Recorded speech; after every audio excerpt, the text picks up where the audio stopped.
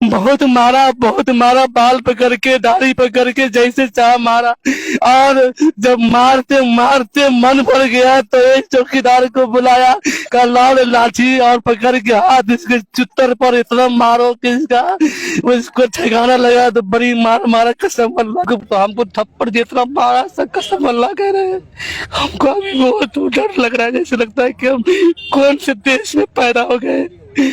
और लाठी एक आदमी से तुड़वा दिया, बदन पर इतना मार मारा। हमको बोला तुम क्या करते हो, चोर हो? मैं चोर नहीं, मैं मस्जिद में रहता हूँ। मैं 20 साल से मस्जिदों में रहा सर। कहा कि तुम मस्जिद में रहते हो, तुम अल्लाह से दुआ मांगते हो, तुमको सब सिखा देंगे।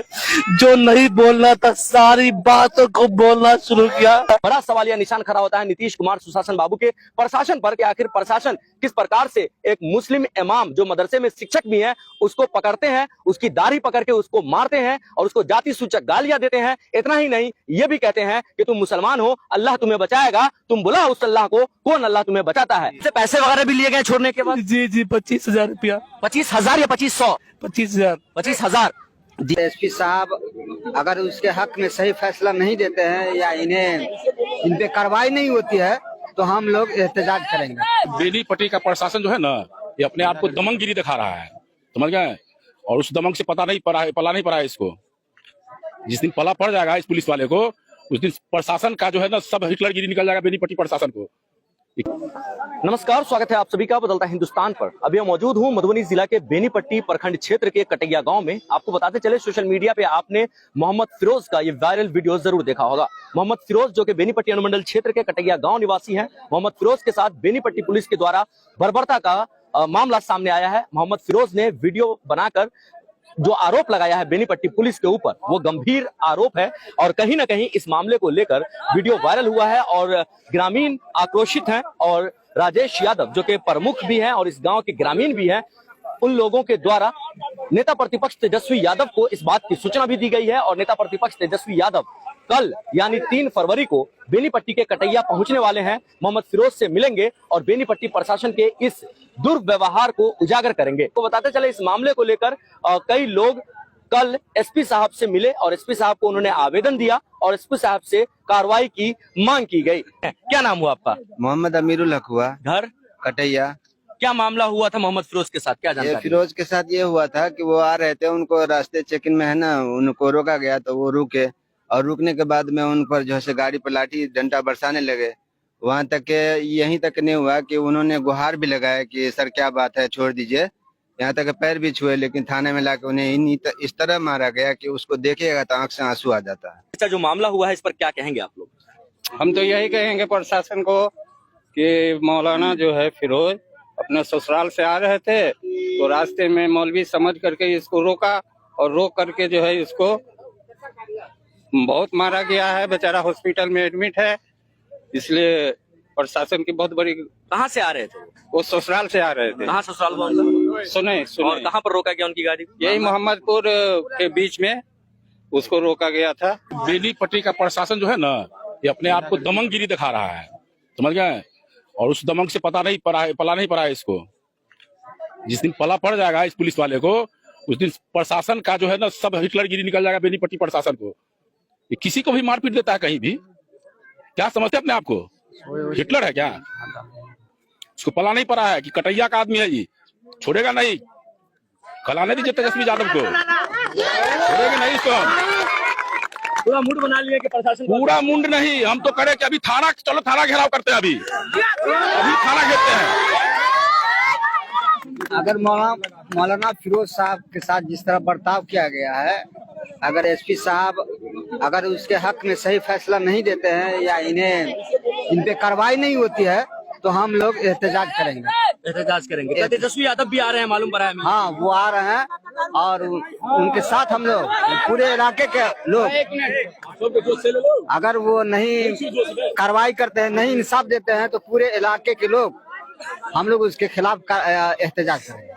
मोहम्मद फिरोज साहब अभी आए हैं डीएमसीएच से अपने घर और फिरोज साहब के साथ बर्बरता का वीडियो इन्होंने जो बयान दिया वो वायरल है। तेजस्वी यादव भी कल आ रहे हैं। रोइए मत, अल्लाह पर भरोसा रखिए और इंशाल्लाह आपके साथ इंसाफ जरूर होगा। आप जब घटना हुई आपके साथ, आप कहां से आ रहे थे?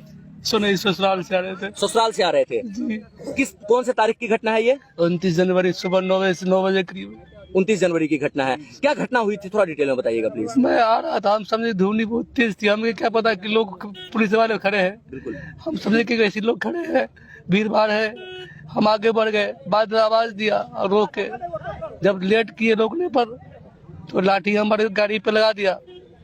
बाद में हम जो बोले सर क्यों मार रहे हैं गाड़ी पर, तो हमको थप्पड़ जितना मारा सर कसम अल्लाह कह रहे हैं। हमको अभी बहुत डर लग रहा है, जैसे लगता है कि हम कौन से देश में पैदा हो गए। हमको बहुत टेंशन हो गया, बड़ी मार मारा थप्पड़ से, मुक्का से और लाठी एक आदमी से तोड़वा दिया बदन पर, इतना मार मारा हमको, बड़ी मार मारा सब कसम अल्लाह करे। हमको तो वो आवाज पूरा गम कर रही है। तो अभी उस वक्त मारने वाले कौन थे? डीएसपी थे, पुलिस थाना अध्यक्ष थे, हवलदार था, कौन था? डीएसपी साहब खुद।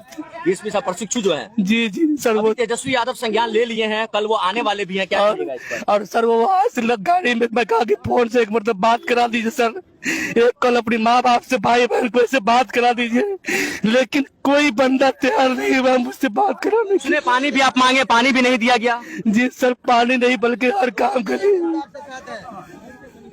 आपसे पैसे वगैरह भी लिए गए छोड़ने के बाद? जी 25,000 रुपया। 25,000 या 2500? 25,000। 25,000।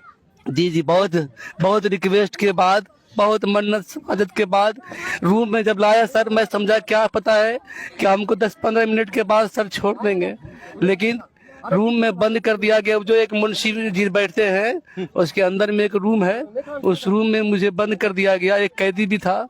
तो मैं सोचा कि लगता है कुछ देर के बाद मुझे बुला के सर छोड़ देंगे, लेकिन कुछ देर के बाद, आधा घंटा या कुछ देर के बाद जब डीएसपी साहब खुद से आए तो मेरे पैर पर ऐसा लात मारा कि मुझे अभी भी याद आते हैं तो मुझे रोना आता है, या हम कैसे कोई नहीं। बहुत मारा, बाल पकड़ के, दाढ़ी पकड़ के जैसे चाह मारा, और जब मारते मन भर गया तो एक चौकीदार को बुलाया, का लाल लाठी और पकड़ के हाथ इसके चुत्तर पर इतना मारो कि उसको ठिकाना लगा, तो बड़ी मार मारा कसम अल्लाह। मुसलमान होने का हवाला दे करके भी आपको पीटा गया? जी कहा, हमने कहा कि सर, हमको बोला तुम क्या करते हो, चोर हो? मैंने चोर नहीं, मैं मस्जिद में रहता हूँ, मैं 20 साल से मस्जिदों में रहा सर। कहा कि तुम मस्जिद में रहते हो, तुम अल्लाह से दुआ मांगते हो, तुमको सब सिखा देंगे। जो नहीं बोलना था सारी बातों को बोलना शुरू किया।